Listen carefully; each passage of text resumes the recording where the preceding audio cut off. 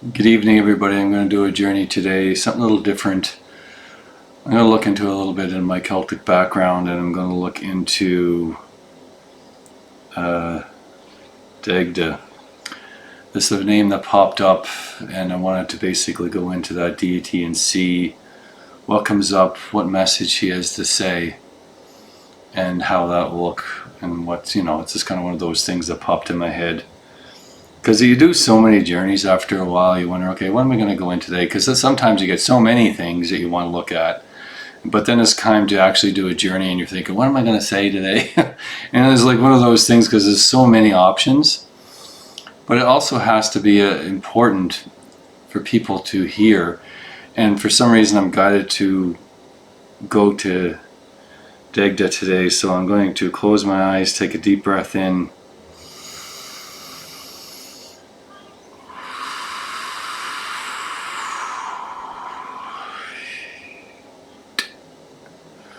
So I'm standing on top of a mountaintop and I'm yelling his name out, and very quickly the peak mountain turns into a rolling mountain overlooking the ocean.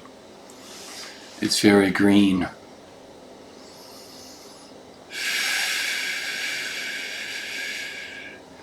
A big wave comes and hits the shoreline and sprays water over the top of me.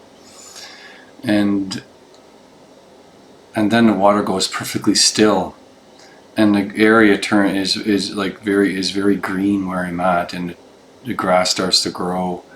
And I turn around, and there's a person standing behind me, very big man, and he doesn't say much at all. He just looks at me, and he kind of seems sad though. It's like he's not like happy-go-lucky.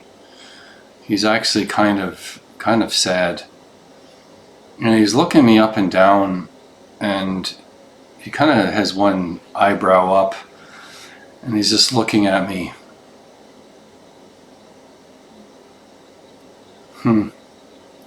It's almost like, why did you call me? And I basically say to him, I want you to relay a message to the world.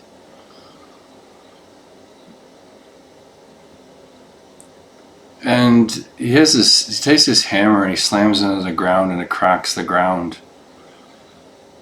And he sits down on a rock beside him, like just so the crack's there and there's a rock here, and he sits down. And he said, it's almost, he's not that he's, it's kind of how I feel sometimes myself.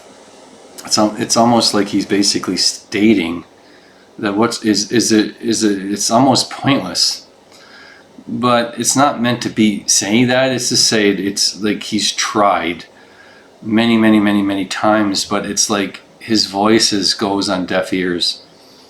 Like when he speaks, it doesn't have the same volume it used to have. So it's almost like when he speaks, very few people listen.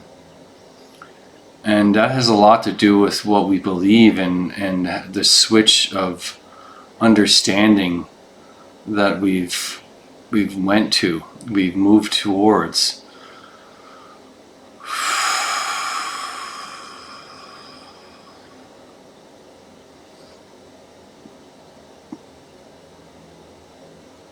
He says that there's so many people that I could sit on this mountain ridge, and it isn't a mountain, what I would call a mountain, but it is a mountain in a way. It's like a high cliff, and it looks over the ocean.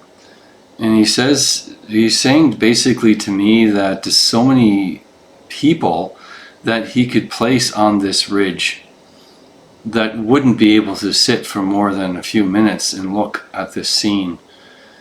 But he looks at me and says that he knows I could sit here for a very long time and look at this ocean view, especially with the waves breaking up against the rocks. And I could spend many hours, if not days, just staring at this scene and watching the sunset and the stars appear and the sunrise. And he asks to the viewers, how many of you could sit here and just experience this? It's almost like he feels he doesn't have the same use in a way that he used to have, the same purpose.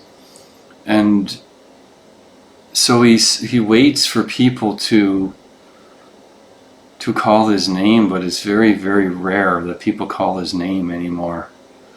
And if they do, it's usually for screwed up reasons that make no sense.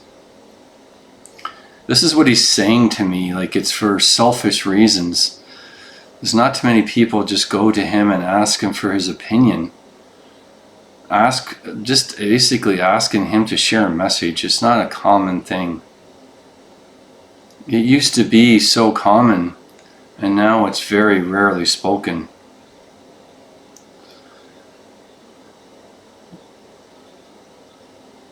He does thank me for coming to him to share a message.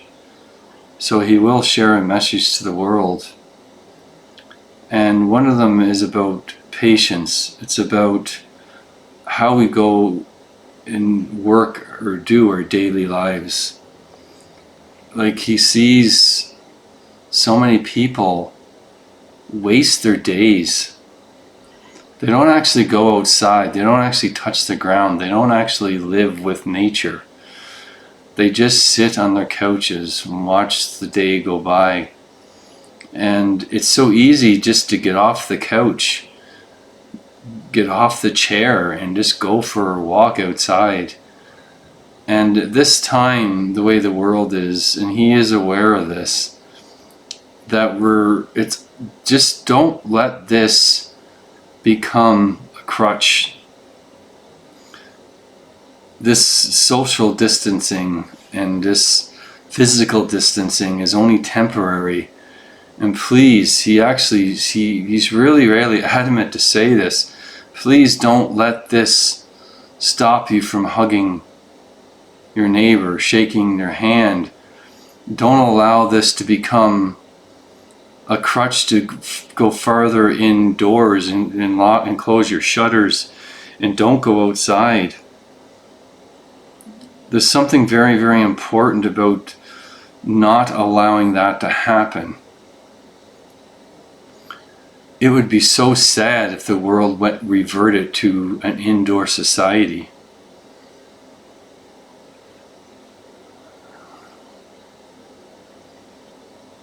And he looks at that as one of the really concerning things in the world right now. Is not that people don't have to do it right now because of what is happening, but when this is over, please don't become more afraid. Don't fall into the fear of friendship, the fear of family, the feel of gatherings, the feel of just speaking and being a part of a group. Like that's one of the things that right now it's being shunned upon to do that, but this is a temporary thing, and he's saying to everybody, please do not allow yourself to fall into the understanding that this is a normal thing going forward. Don't say that I'm never going to shake somebody's hand again. I'm never going to kiss somebody on the cheek. I'm never going to give them a hug. I'm just going to simply do something from a distance and not able to go forward with being what you truly meant to be. It's one of those things that you need to allow yourself to look at as a temporary thing and not something that is going to be going forward, like a new change in how we deal with people and things. So when this is all over, go for a trip, spend some time outside, go camping, do whatever you need to do, but bring yourself back into the understanding that this is a temporary thing and not something that has to be a permanent situation. And he's so adamant about that because he is very much a person that loves the outdoors. He loves to spend time and watch the sunsets and oceans and the trees grow and the plants grow, and the gardens grow, and children grow and play. He loves to see the children play outside. He loves to see the children play in the dirt, to build forts, to build just anything that imaginations can come up with, even if it falls apart, even if it's something that is only temporary for a few hours. To spend the time lifting up rocks and looking at insects, watching the birds, looking underneath rocks and looking for seashells, exploring and wondering. The children need to wonder. They need to go outside and like a walk in the forest and wonder and let their imaginations flourish. To go look for the fairies. Go look for the leprechauns and all these fantasy creatures and wonder and let their imaginations soar. It doesn't matter if they're not there. It's the wonder and the magic that is so healthy for your spirit. It's so healthy to be a free-spirited child and allow that energy to flow into adulthood. Be an adult. Take a walk at night. Take a walk in the forest. Take a walk and just wonder. Wonder if the gods exist. Wonder if there is spirits, there is fairies, there is mythology, is real or isn't real. It doesn't matter. Is that the spirit of it does truly exist. The magic in the world is your belief. Your belief is the magic. If you don't believe in anything, the magic turns cold. It turns gray. It has no color. It turns to nothing at all except a simple white room with no color. And how is that interesting, he says. What happened to the woodworking? What happened to the lights, the candles, the fire? The fire within your heart, he says, that is lit by imagination. It's lit by just allowing yourself to dream. It's like to dream. And he says it in a very loud voice that echoes. What is wrong with the world when they stop dreaming? Let everybody else think for us, to dream for us. That is the danger of society now, is that all their dreams are being made up by individuals who want us to dream a certain way. And there's some people that dream and make something beautiful, and they share it with the world. But the problem is that all we do is look at other people's dreams. And we watch people's dreams come and they go all the time, but we don't actually dream ourselves. We don't actually go out. We don't actually sleep and dream the way we used to. You need to dream. You need to fantasize. You need to use your imagination and think of the most ridiculous and extraordinary things. You need to ride on the end of an arrow and fly through the sky as it hits the target. You need to jump into space and fly to the moon, fly to the sun.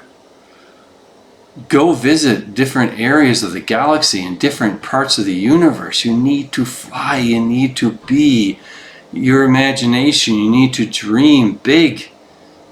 You need to be that. You need to experience that inside yourself. You need to look. You need to experience nature. You need to watch the birds, the insects. You need to look at the ocean and dream what is there.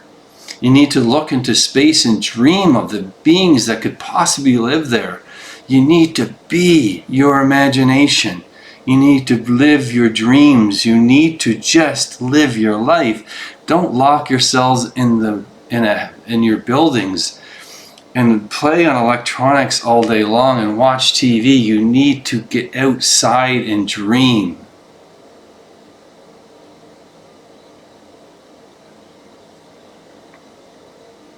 And he has a really big, like almost like a Santa Claus laugh. And then you'll be free, he says. And then I'll pat you on the back so hard it's going to knock you 10 feet. But I'll make sure you don't fall into anything dangerous, he says. If you want me to walk by your side, then you bloody well be prepared to laugh, he says. Because I love laughter.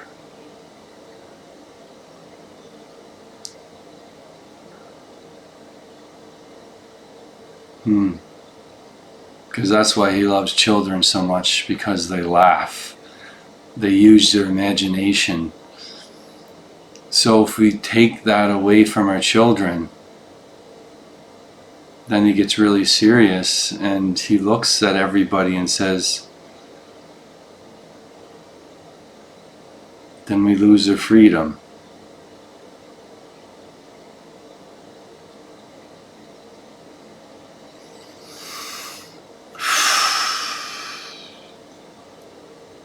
Thank you very much, everybody.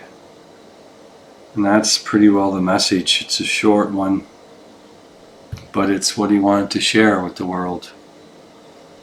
Thank you very much. And if you wish to do a journey with me, you can go visit my website at amonrastawakening.com and go to my Northern Lights page at josephbreleroars.com. Thank you very much, everyone, and have a wonderful evening. Take care.